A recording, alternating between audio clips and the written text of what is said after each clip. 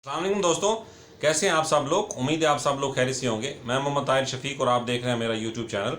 दोस्तों, आज जिस टॉपिक पे मैं आपसे बात करना चाहता हूं वो रिलेट करता है कि एक मुलाजिम को, एक एम्प्लॉय को, एक इदारे के एम्प्लॉय में कौन सी ऐसी खसूसियात होनी चाहिए कि वो कुछ ही अरसे में अपने बॉसेस और बिग बॉसेस की नज़रों में आ जाए और वक्त से पहले प्रमोशन भी हासिल कर ले और अपनी मनपसंद डेजिग्नेशन पे बराजमान भी हो सके। ख़ास तौर पे फ्रेश आने वाले लोग जो अभी न्यूली प्रोफेशनलिज्म को ज्वाइन करना चाह रहे हैं या किसी कंपनी में जॉब करने के लिए अप्लाई कर रहे हैं या जॉब कर रहे हैं या अभी इमीडिएटली उनका इंटरव्यू हुआ है और वो जॉब पे ज्वाइन हुए हैं या जिनके करियर को 2-3 साल हो चुके हैं, तो उन लोगों के लिए ये बड़ी ज़बरदस्त वीडियो है कि मैंने अपने तजर्बे का एक क्रक्स निकाल के आपके सामने जो है वो इस वीडियो के ज़रिए पेश कर रहा हूँ। मैंने भी अपनी लाइफ में बहुत सारी चीज़ें ऑब्ज़र्व की। अपने 15 ईयर्स के करियर में मैंने बहुत सारी चीज़ें देखी हैं और उन देखने वाली चीज़ों को मैं चाहता हूं कि मैं वीडियो के ज़रिए बयान करूं कि आने वाले लोगों के लिए या न्यू ज्वाइन करने वाले लोगों के लिए भला हो सके, फ़ायदा हो सके और लोग अपनी जल्द अज जल्द प्रमोशंस हासिल कर सकें और अपने मनपसंद डेजिग्नेशन पे बराजमान हो सकें। तो वो कौन सी ऐसी खसूसियत हैं जो एक ऑनर जो है या एक बॉस जो आपका इमीडिएट बॉस है या आपका कंपनी का मालिक वो जो चाहता है कि आपके अंदर ये चीज़ें हों, तो आप उनकी आंखों में जल्द अज जल्द नुमायाँ हो जाएंगे उस ऑर्गेनाइजेशन में, उस कंपनी में। चाहे जितने मर्जी मुलाजिम हो, लेकिन आप हट के नज़र आना शुरू हो जाएंगे। तो उसमें से नंबर एक चीज़ है पंक्चुअलिटी, कि अगर आपके अंदर पंक्चुअलिटी है, आप टाइम ओरिएंटेड हैं, आप वक्त का बहुत ख्याल रखते हैं। हर मालकान, हर बॉस ये चाहता है कि मेरा मुलाजिम, मेरा सबॉर्डिनेट टाइम पर आए और टाइम पर अपनी असाइनमेंट कंप्लीट करके अपने घर को चला जाए और उनके किसी भी काम में कोई रुकावट ना आए। तो नंबर एक चीज़ जो पहली आपके अंदर खसूसियत होनी चाहिए कि आप टाइम ओरिएंटेड हो। सुबह टाइम पे आए मॉर्निंग पे और शाम को भी अपनी जो मर्जी असाइनमेंट्स आपको मिलने, चाहे जितना भी बर्डन आपको कंपनी की तरफ से मिले, आप शार्पली, इफ़िशेंटली और इफ़ेक्टिवली उस बर्डन को ख़त्म करके अपने टाइम पर अपने असाइनमेंट्स को कंप्लीट करके घर चले जाएं। तो समझ लें कि आप नोट हो रहे हैं और आपको मालकान या आपके इमीडिएट बॉस नोट कर रहे हैं कि ये किस कदर पंचुअल है या टाइम के लिए कितना ये टाइम ओरिएंटेड है या टाइम इसके लिए कितना इंपॉर्टेंट है। तो नंबर एक खसूसियत ये हो गई। नंबर दो खसूसियत कि आपको जो असाइनमेंट मिले वो आप कितनी जल्दी, इफ़ेक्टिवली और इफ़िशेंटली उस असाइनमेंट को पूरा करके अपनी बॉस या बिग बॉस, अगर आप बिग बॉस को जो है वो रिपोर्टिंग है, उनकी टेबल पे टाइम से पहले या ऑन टाइम जो है अपनी असाइनमेंट को पूरा करके उनकी टेबल पे ले जाएं। तो ये चीज़ भी आपके लिए बहुत काउंट की जाती है कि ये बंदा अपने जो है पंक्चुअलिटी, यानी कि पहले टाइम की पंक्चुअलिटी, अब असाइनमेंट की पंक्चुअलिटी में कितना आगे है या कितना इसको जोश है या कितना ये लॉयल है अपने काम के साथ। तो नंबर दो चीज़ हो गई कि आपने अपनी असाइनमेंट्स को टाइम पर या टाइम से पहले, थोड़ा थोड़ा टाइम से पहले अपने बॉसेस या बिग बॉसेस की टेबल पे ला के रख देना है। ये चीज़ आपके लिए, जितना भी आपको बर्डन दिया जाए, जितनी भी असाइनमेंट्स दी जाएं, आप टाइम पे अपना काम करें और अपनी रिपोर्ट अपने बॉसेस को या जो भी आपके इमीडिएट बॉसेस हैं या बिग बॉसेस को आप रिपोर्ट करें, यानी मालकान को आप उनकी टेबल पे पहुंचा दें। तो उनको बहुत खुशी होती है और वो अपने जो उस असाइनमेंट से रिलेटेड काम है वो जल्दी उस पर फैसला लेने की पोजीशन में आ जाती हैं, जो आपके लिए बड़ा बेनिफिट होता है कि आपने कितनी जल्दी असाइनमेंट को उन तक पहुंचाया। नंबर तीन है इनोवेशन। अपने काम के अंदर आपने किस तरह उस काम में इनोवेशन पैदा करनी है कि वो काम जो है वो आसान से आसान और फ़ायदेमंद से फ़ायदेमंद होता जाए। यानी उस असाइनमेंट में, उस असाइनमेंट में अगर कोई रुकावट आ रही है, किसी जगह कोई पोजीशन में मसला आ रहा है, किसी जगह कोई काम में मसला आ रहा है, किसी जगह किसी छोटी छोटी एक्टिविटी में कोई मसला है, तो आप उस एक्टिविटी को सॉल्व करने वाले हों, उसके अंदर नई जिद्दत पैदा करके उस काम को, बजाय इसके कि 2 घंटे का काम हो आप उसे 1 घंटे में कर लें, बजाय इसके कि 5 घंटे की असाइनमेंट हो आप उसे 3 घंटे में पूरा कर लें। तो इस किस्म की जब आप जिद्दत, इस किस्म के जब आप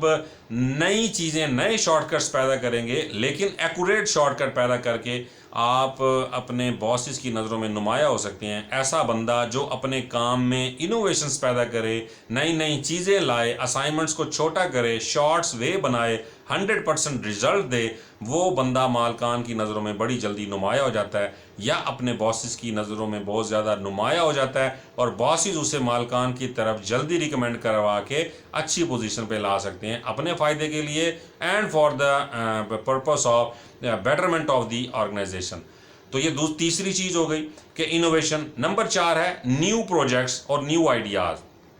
वो मुलाजिम जिसके अंदर ये काबिलियत होगी, ये खसूसियत होगी कि वो मालिकों को नए नए आइडियाज़ दे उनके बिजनेस से रिलेटेड, या उस डिपार्टमेंट से रिलेटेड, या ओवरऑल कंपनी के फ़ायदे के लिए, या आप देखें कि जिस किस्म की असाइनमेंट पे, जिस किस्म के डेजिग्नेशन पे आप बैठे हैं उस डिपार्टमेंट से या इंटर कोऑर्डिनेंटल डिपार्टमेंट से रिलेटेड कोई आप फ़ायदेमंद चीज़ अपने मालिकों तक पहुंचाएं, आइडियाज़ पहुंचाएं, नए नए प्रोजेक्ट्स उनको बताएं, नए नए वेज बताएं, तो ऐसा बंदा भी मालकान को बहुत पसंद आता है। और ऐसा बंदा जल्द अज जल्द अपनी बॉसेस की नज़रों का, अपनी बॉसेस की आंखों का चश्मो चिराग बनकर अपनी रिक्वायर्ड मर्जी की डेजिग्नेशन पे जल्दी पहुंचने की सलाहियत हासिल कर लेगा अगर किसी में ये खसूसियत होगी। नए आइडियाज़ देना इंटर डिपार्टमेंटल कोऑर्डिनेशन के लिए या ओवरऑल कंपनी के फ़ायदे के लिए, अगर कोई बंदा नए आइडियाज़ देता है और वो आइडियाज़ जब आपके मालकान तक पहुँचते हैं, या बॉसिस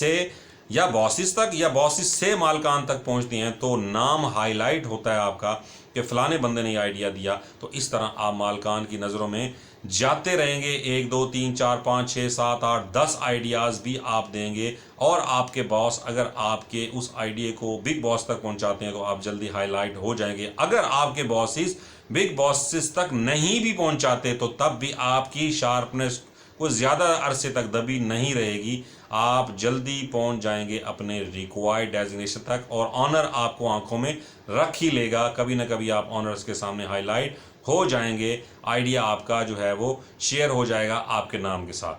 तो नंबर 5वीं चीज़ ये हो गई कि वो बंदा जो मालकान को या बॉसेस को किसी मुश्किल डिसीजन से निकालने की सलाहियत रखता है नया आइडिया देकर, तो वो बंदा भी, यानी कि कोई ऑर्गेनाइजेशन किसी बड़े मसले में फंस गई है, या मालकान किसी मसले में फंसे हुए हैं, या बॉसेस को कोई बड़ी असाइनमेंट दी गई है जो उनके लिए बड़ी परेशानी का बायस बन रही है, तो किसी बहुत सारे मुलाजमों से एक मुलाजिम उठा और उसने जाके कोई आइडिया दिया जिससे उनकी वो डिफ़िकल्टी दूर हो गई, तो ऐसा बंदा भी ज़्यादा देर तक जो है वो मालकों की नज़रों से छुप नहीं सकता। 2 4 6 7 8 महीने, साल के अंदर अगर ऐसा बंदा जो मालकान को मुश्किल वक्त से या मुश्किल फ़ैसलों से निकालने की सलाहियत रखता है, तो वो बंदा भी जल्द अज जल्द मालकान के सामने हाईलाइट हो जाएगा। नंबर 6 चीज़ है जी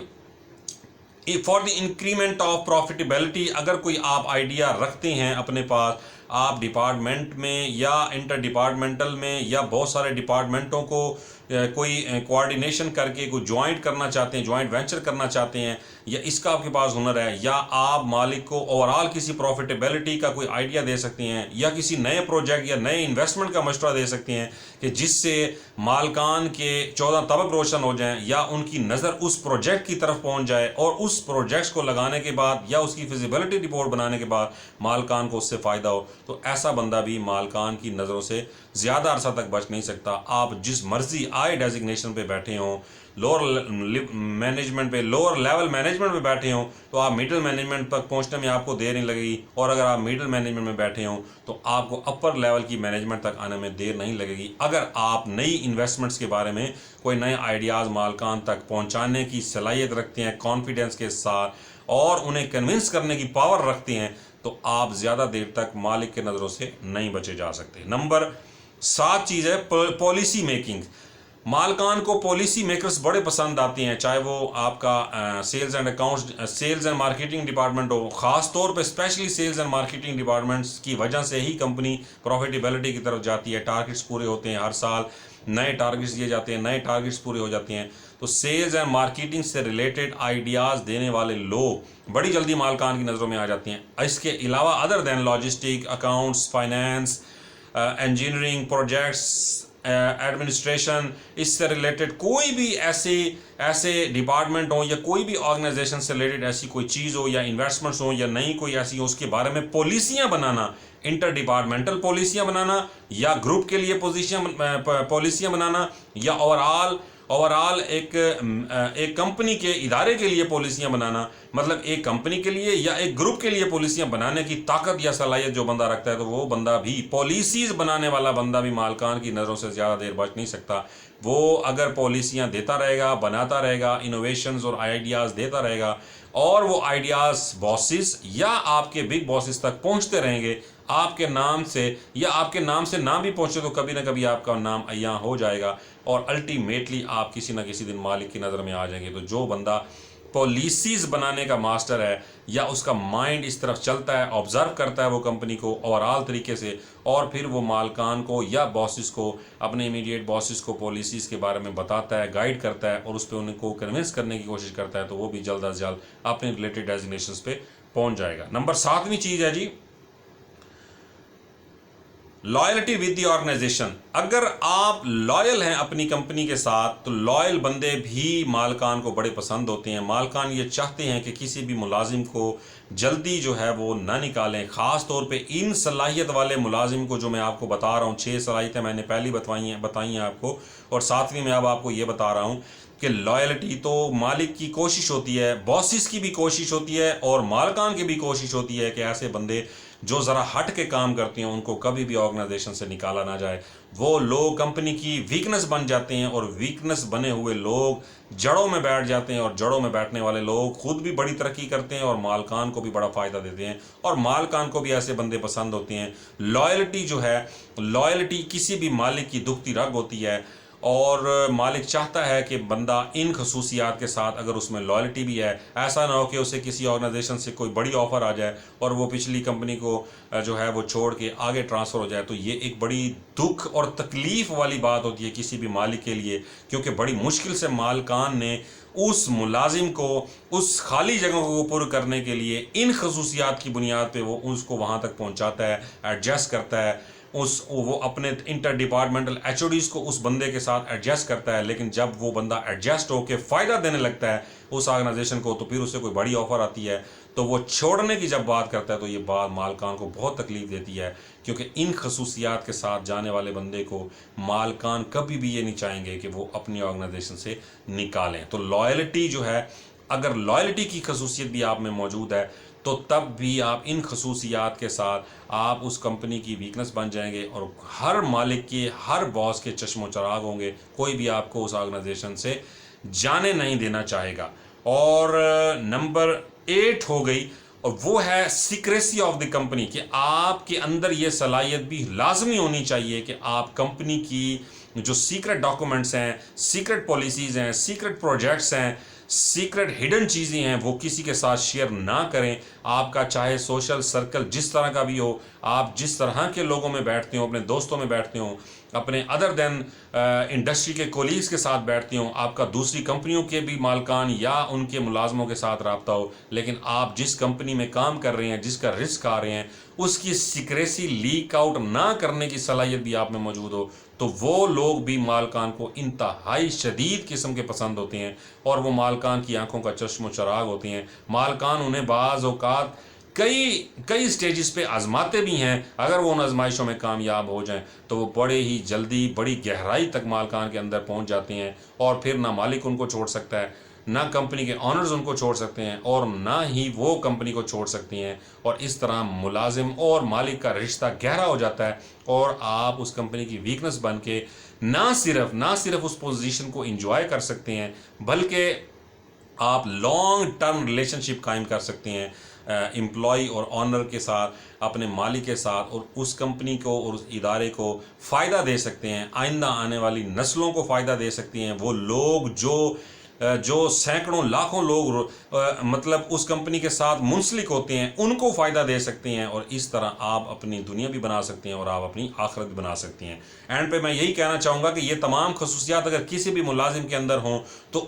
उस मुलाजिम को मालकान की नज़र से या बॉसेस की नज़र से बचने में कोई ज़्यादा देर नहीं लगेगी। वो कम अरसे में, चंद सालों में ही मालिक की नज़रों में आ जाएगा, बॉसेस की नज़रों में आ जाएगा, प्रमोट हो जाएगा, अपनी मनपसंद डेजिग्नेशन पे आ जाएगा। लेकिन इस बात का भी ख्याल रहे कि आपने इन खसूसियात का नाजायज़ फ़ायदा नहीं उठाना। आपने हमेशा ये सोचना है कि मैंने ये जो भी खसूसियात हैं, इस पर जो भी प्रमोशन हासिल की है या मैं इन फ्यूचर प्रमोशन हासिल करूँगा, मैं for the betterment of and for the purpose of betterment of the company करूँगा। इस कंपनी से रिलेटेड जो जिस कंपनी का मैं रिस्क आ रहा हूँ, इस कंपनी से रिलेटेड जितने भी मुलाजमीन हैं, उन मुलाजमीन के बच्चों का ख्याल रखूंगा, इसका नाजायज़ फ़ायदा नहीं उठाऊंगा, किसी की नौकरी जाने का बाइस नहीं बनूंगा, और इसको for the betterment of the company, for the betterment of the employees, for the betterment of the subordinate इस्तेमाल करके अल्लाह को हाजिर नाजिर करके लॉयल्टी के साथ उस कंपनी में काम करूंगा, ताकि आइंदा आने वाली नस्लें भी उस कंपनी की प्रॉफिटेबिलिटी से, इन्वेस्टमेंट से फ़ायदा उठाएं, मुल्क और कौम का भी फ़ायदा हो, अपना भी फ़ायदा हो और दूसरों का भी भला हो। आप इस नीयत के साथ अगर किसी कंपनी में काम करेंगे तो बिलीव करें, मेरा ये मानना है, मैं खुद गवाह हूँ अपना, कि मैं जिस कंपनी में भी रहा हूँ वहाँ इसी सोच के साथ काम किया है कि मैंने उस इदारे को ऊपर उठाना है, और अल्हम्दुलिल्लाह मैंने कामयाबी हासिल की है। और मैं आपको इस बात की गारंटी देता हूँ अल्लाह ताला से डर के, कि अल्लाह ताला ना सिर्फ अगर उस कंपनी में आपको इस लॉयल्टी का, इन तमाम खसूसियात का फ़ायदा मिले ना मिले, लेकिन ज़िंदगी में अल्लाह कहीं ना कहीं इस लॉयल्टी का, इस तरह से काम करने का, इस तरह की सोच से चलने का, कंपनी को फ़ायदा दे के मुलाजमों का फ़ायदा सोच के चलने का, आपको अगर उस कंपनी में ना सही तो आइंदा आने वाले वक्तों में एक बहुत बड़ा अजर अल्लाह ताला आपके लिए तैयार रखते हैं। लिहाजा ये मैं तमाम चीज़ें इसलिए बताना चाहता था ताकि मैं अपने एक्सपीरियंस को आपके साथ शेयर करूं, जो कुछ मैंने अपनी लाइफ में किया है या जो अल्लाह ताला ने मुझे उसका रिवॉर्ड दिया है वो काउंटलेस है, मैं उस रिवॉर्ड को काउंट ही नहीं कर सकता। आप सिर्फ लॉयल्टी के साथ, आप अपनी ईमानदारी के साथ, आप अल्लाह को हाजिर नाजिर करके किसी भी कंपनी का फ़ायदा करें। आप ना सिर्फ उस कंपनी में मालकान के, बॉसेस के और बिग बॉसेस के चश्मो चराग बन जाएंगे, बल्कि ना सिर्फ आइंदा आने वाले करियर में भी क्रिस्टल क्लियर रहेंगे, आपका साफ शफाफ करियर रहेगा, और आप आइंदा आने वाले वक्त में ऐसे ऐसे रिजल्ट्स देखेंगे इस फ़ायदे का, इस लॉयल्टी का, इस ईमानदारी से काम करने का इतना बड़ा रिवॉर्ड आप लेंगे आइंदा आने वाली ज़िंदगी में, कि जो आप सोचेंगे कि आपकी सोच से भी बालातर होगा। आप सोच भी नहीं सकेंगे कि ऐसा रिवॉर्ड अल्लाह ताला ने आइंदा आने वाले वक्त के लिए आपके लिए रखा हुआ था। आपने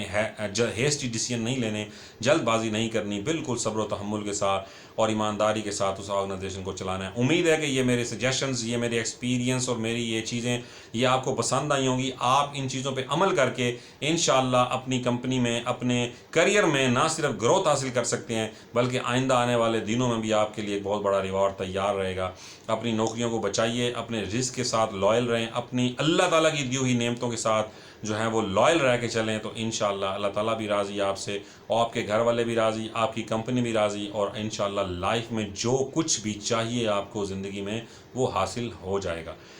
मिलते हैं इंशाअल्लाह नेक्स्ट वीडियो में सम अदर नए टॉपिक्स के साथ। तब तक के लिए अल्लाह निगहबान। लेकिन इस वीडियो को आपने देख के अपनी ज़िंदगी में इम्प्लीमेंट करनी है ये चीज़ें, ताकि आपको और आइंदा आने वाली नस्लों को फ़ायदा हो। वीडियो को लाइक करें, शेयर करें, चैनल को सब्सक्राइब करें अच्छी आने वाली वीडियोज़ के लिए, और बंधे रहिए इस चैनल के साथ। तब तक के लिए नेक्स्ट वीडियो के बनाने तक के लिए, अगले आइडियाज़ के लिए, अल्लाह हाफिज़।